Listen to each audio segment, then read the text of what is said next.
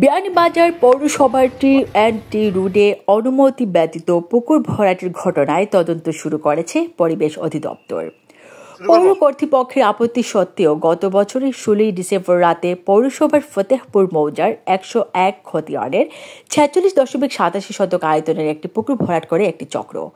পৌর কর্তৃপক্ষ বারবার নোটিশ প্রদান করলেও পুকুর ভরাটের কাজ অব্যাহত রাখে। এবার বিষয়টি পরিবেশ অধিদপ্তরের নজরে আসায় তদন্ত শুরু হয়েছে। অনুসন্ধানে জানা যায় আব্দুস সবুর, আব্দুর রশিদ, আব্দুল হাই, আব্দুল ফাত্তাহ সহ আরও 2 জনের বিরুদ্ধে রাতে পুকুর ভরাটের অভিযোগ উঠেছে।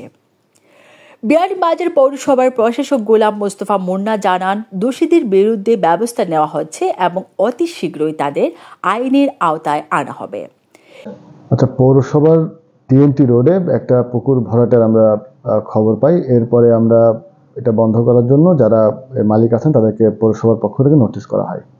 কিন্তু বিগত 15-20 দিন আগে আমরা খবর পাই রাতের অন্ধকারে এটা ধীরে ধীরে আবার ভরাট করা হচ্ছে। যেহেতু এটা রাতের অন্ধকারে ভরাট করা হচ্ছে এবং এটাতে ওইভাবে অভিযান পরিচালনা করা যাচ্ছে না, যেহেতু কাউকে পাওয়া যাচ্ছে না স্পটে, আমরা যেটা করেছি পরিবেশ অধিদপ্তরকে অলরেডি এই মাসের এপ্রিলের 9 তারিখ আমরা লিখিতভাবে চিঠি দিয়েছি এবং ইতিমধ্যে পরিবেশ অধিদপ্তরের যে ইন্সপেক্টর আছেন ওনারা এসে দেখে গিয়েছেন। এটা মামলা যে ফর্মাল যে পরিবেশ অধিদপ্তর মামলা করে মামলার প্রক্রিয়াধীন আছে।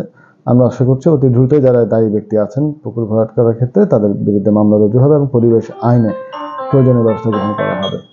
এই হচ্ছে এই বিষয়ে আপডেট। এই বিষয়ে বিয়ানীবাজার থানার অফিসার ইনচার্জ আশরাফুজ্জামান জানান, পুলিশের নিয়মিত টহল অব্যাহত রয়েছে এবং কেউ মাটি ভরাট করতে দেখা গেলে সাথে সাথে আইনগত ব্যবস্থা গ্রহণ করা হবে। আপনার এই যে কথাটা আপনি জানতে চাচ্ছেন, ধন্যবাদ আপনাকে। পরিবেশ অধিদপ্তর থেকে কোনো চিঠি আমরা পাই নাই। আমি যোগদান করার পরে গত 9/4/24 তারিখ ইউনো মহোদয় স্বাক্ষরিত একটা চিঠি অবগতির জন্য পেয়েছি আমরা। যে চিঠিটা উনি দিয়েছেন পরিচালক পরিবেশ অধিদপ্তর সিলেট বিভাগীয় কার্যালয় সিলেট বরাবর উনি দিয়েছেন আমাদেরকে অবগতির জন্য। আমাদেরকে জেলা প্রশাসক মহোদয়, তারপরে পুলিশ সুপার সিলেট উপজেলা নির্বাহী অফিসার, সরকারি কমিশনার ভূমি বরাবরে এবং অফিসার ইনচার্জ আমাকে সদয় অবগতির জন্য আমাদের একটা পত্র দিয়েছেন। আমরা পরিবেশ অধিদপ্তর থেকে অভিযোগ প্রাপ্তি সাপেক্ষে যদি পাই তাহলে আমরা আইনগত ব্যবস্থা গ্রহণ করতে পারব। তবে এই সতর্কতার পরও গতকাল রাতে আবারও পুকুর ভরাটের চেষ্টা করে একই চক্র। ছাত্র জনতার ধাওয়ায় 2টি মোটরসাইকেল রেখে পালিয়ে যায় দুষ্কৃতিকারীরা। পরে ছাত্র জনতা মোটরসাইকেল 2টি পুলিশ হেফাজতে নিয়ে যায়। এই ঘটনার পর বিয়ানীবাজার পৌরসভায় তোলপাড় শুরু হয়েছে। আব্দুস সবরের নেতৃত্বে প্রশাসনের নিষেধাজ্ঞা উপেক্ষা করে পুকুর ভরাটের ঘটনায় পুরো উপজেলায় সমালোচনার ঝড় বইছে। সিলেট পরিবেশ অধিদপ্তরের সহকারী পরিচালক বদরুল হুদা জানান, তদন্ত শেষে দায়ীদের বিরুদ্ধে আইনগত ব্যবস্থা গ্রহণ করা হবে। ধন্যবাদ আপনাদেরকে।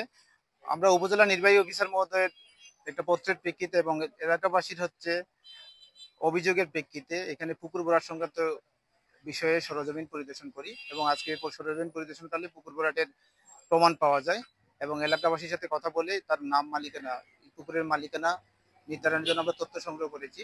ইতিমধ্যে এখানে পুকুর ভরাট কাজে ব্যবহৃত 2টি মোটরসাইকেল বিয়ানীবাজার থানার জিম্মায় আছে। আমরা সেইগুলো জব্দ তালিকামূলক জব্দ করব এবং এখানে যারাই পুকুর ভরাটের সাথে সংশ্লিষ্ট এবং জমির মালিকানা সূত্রে মালিক প্রত্যেকের বিরুদ্ধে আইনানুগ ব্যবস্থা গ্রহণ করব।